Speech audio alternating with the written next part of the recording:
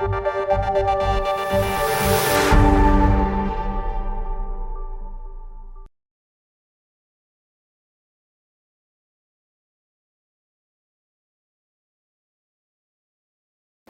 everyone. Today in the series of KOL Interviews, we have with us a very special guest, Dr. A Murungnathan, who is from Tamil Nadu. He was the former president of the Association of Physicians of India. Thank you so much, Doctor, for the interview. So to begin with the first question, what are the factors that are responsible leading to hypertension at young age? Well, hypertension, more than 90% is primary. We don't know the cause. Only 10% we have the cause, secondary hypertension. In children, especially younger people, some congenital malformations, coarctation, kidney problems, congenital kidney problems can lead to hypertension. But overall, in our India, we see hypertension even at the younger age. To tell you more about the process of hypertension and the diabetes, atherosclerosis, this is a common soil. Even as early as the child is in womb, the fetal malnutrition, the early childhood malnutrition also can lead to insulin resistance, which is common for diabetes, hypertension, obesity and dyslipidemia. So, Doctor, moving on to the next one. According to you, what are the major steps to reduce cardiovascular risk in Indian patients? To prevent cardiovascular risk, the first and foremost is lifestyle modification. When you are at the age of say 5 years, you must start developing good dietary habits. In India, so the mother and the parents think if the child is obese, they are healthy. It's not so. In fact, in some of the schools in other countries, if the child is obese, the management, school management will call the parents and tell them, you have to reduce the weight of the child. As I said, the atherosclerosis, even you can see early changes of atherosclerosis even at the age of 11, 12 years.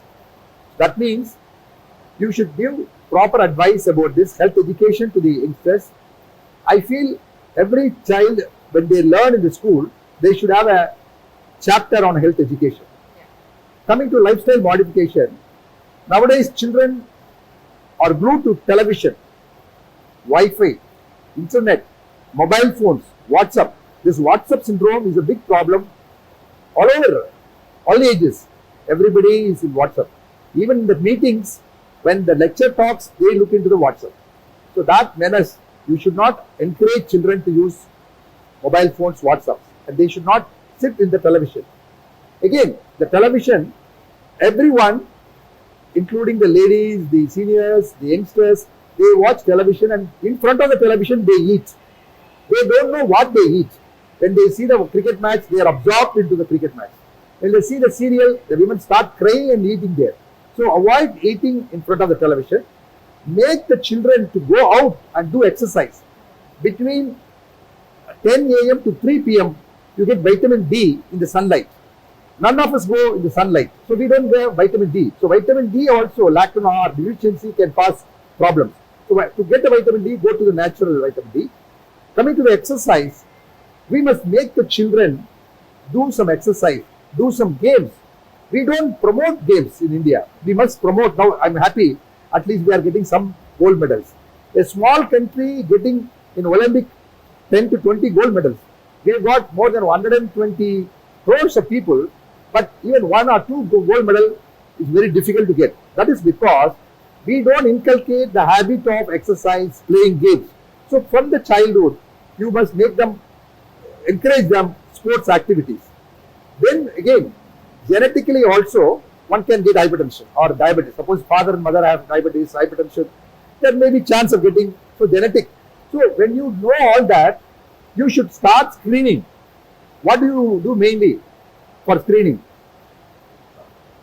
Especially when somebody is obese, look at their tummy. He may be lean, is waist, maybe obese. So we always say waistline is the lifeline. In India, men should have less than 90 centimeters. Women should have less than 85 centimeters. So we not only measure blood pressure, we should measure the waist circumference and tell them to reduce weight. So doctor, my next question to you is, in your opinion, what are the major lacunae in diabetic care in India? Well, see, every country has got healthcare system in different way. We have in India public sector and private sector. Of course, public sector is also doing their best. But when they come to private sector, they have to buy medicines from the outer package. So they never go to public sector, they never go to private sector, they ignore the health. Suppose somebody has got blood sugar or hypertension, blood pressure. We diagnose and tell them you have hypertension, you have diabetes. They take medicine for 3 months. And once the blood pressure and diabetes are controlled, they think it is cured. Hypertension and diabetes, the treatment is lifelong. Maybe you can reduce the dose, but not totally stop. That point, we must tell the patient and do patient counseling. And proper follow-up. You see, they don't do blood sugar periodically. One easy way of doing it is home blood sugar monitoring. If they can adhere to home blood sugar monitoring, they can come to the doctor when the blood sugar goes up. Same way, you have to promote home blood pressure monitoring also. When diabetes are there, one of the chance of getting hypertension is more. Every compared to general population, diabetics have twice the cost for getting hypertension. So every diabetic patient should screen for hypertension. Every hypertension patient should screen for diabetes. Proper follow-up, diet advice. They should stop fried stuff. They should take more vegetables and fruits. 4 times fruits and vegetables will make a real good. So healthy lifestyle, good exercise, and then reduce stress. And nowadays children start smoking alcohol. So that cessation with meditation and yoga, which we are very proud, should follow so that we can reduce stress and anxiety and we have a normal, happy life. You should learn to laugh. You know, the laughing will prevent many diseases. Yeah, true. So doctor, moving on, what are the recent advances in the management of diabetes? What is the? Recent advances. Okay, so every day some new drugs are coming for the diabetes as well as hypertension. As I said, the management first is lifestyle modification. I always say it is more of a lifestyle modification because in every house the lady takes care of the house. I say lady is the leader of the house. I am very happy to say that. So she knows, if she knows what is healthy diet, what is good exercise, she will implement in the house. Yeah. She will make children to go out. She will give 4 times vegetables and fruits. She will avoid fried stuffs. She will give a lot of nuts that will nurture the heart. And she will make them to go to temple or church or mosque by walk. She will ask them to go climb the stairs. Even if you don't walk, she will give the dog and say, take the dog away. So like that you can do. So the management starts at home, at the lifestyle. The drugs, every day I said it's coming out. Even very easy drugs are coming, once a week treatment. All that are there. And what you have to do, you have to adhere to the treatment. And doctors should follow. We must send a message, SMS, make them come for follow-up. And that way we can control the hypertension and diabetes. True. So doctor, what factors need to be considered before initiation of pharmacotherapy in atherosclerotic patients? For drugs? Yeah. What? Like at what factors that you have to consider before you start pharmacotherapy? Okay. First of all, I said it depends on how early you diagnose. Yeah. Suppose you diagnose even in the pre-diabetes stage.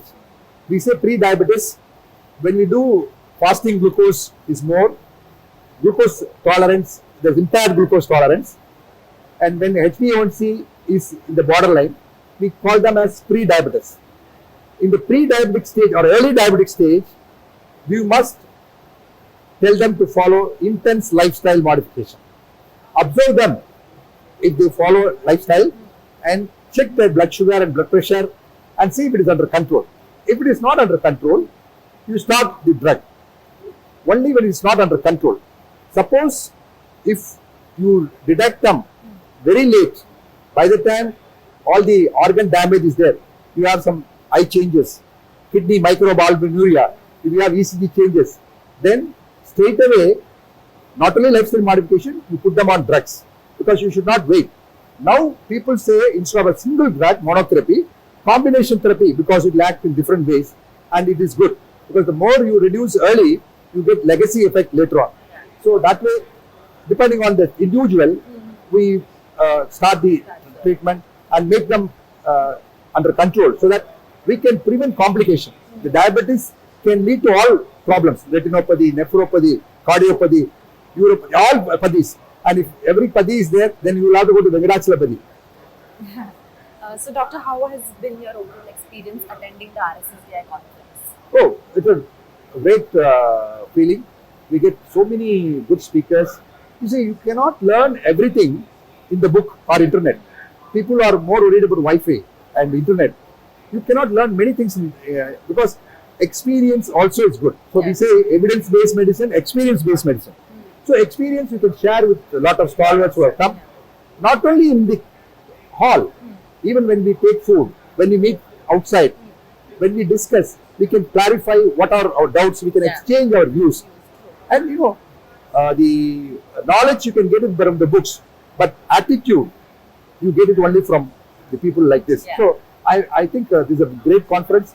I think around 5,500 people are attending, and especially the youngsters, they are presenting posters, and we are encouraging the youngsters to do some research because so far in India the research papers are less. Now it is slowly coming up. Because in other countries there are very good papers. Now we are encouraging through these conferences, the RSS also. I see a lot of youngsters presenting posters, free papers. So I always say, publish or perish. So you should do research. So I think RSSDA is a great event for sharing knowledge, for sharing our experience, and promoting youngsters. And even trade exhibitions are good. We can see what is new device which has come to the market and how we can go about it. Yes. All right. Thank you so much, Doctor, for the interview. It was a pleasure having you here.